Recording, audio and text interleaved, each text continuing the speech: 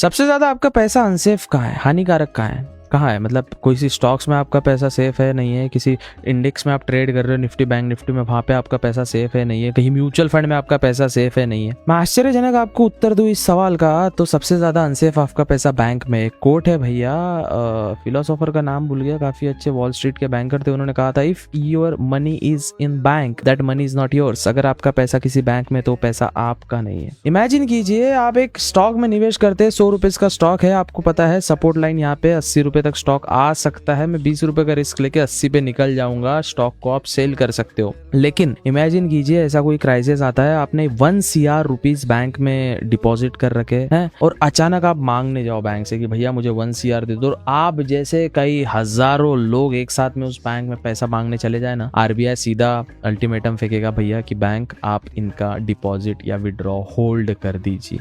एक साथ में अगर आप बैंक से पैसा लेने जाओ, बैंक क्रैश हो जाती है, जिससे बैंक रन कोलैप्स हो जाता है। समझिए बैंक पैसा कैसे कमाती है। बैंक आपसे पैसा लेती है 1 लाख रुपए, आगे वाले को लोन पे देती है 1 लाख रुपए, आगे वाले से ब्याज ले रही है 12,000 रुपए महीना 12%, और आपको दे रही है 8% बचा हुआ 4% ये बैंक का होता है, 4% बैंक का होता है। लेकिन इमेजिन कीजिए जो आप पैसा बैंक में डिपॉजिट रखते हैं वो तो पूरे गाँव को बैंक ने उधार दे रखा है, फिर आप अचानक पैसे मांगने जाओ तो आगे वाला थोड़ी तुरंत पैसे लाके बैंक को देगा, बैंक के पास खुद का पैसा नहीं है।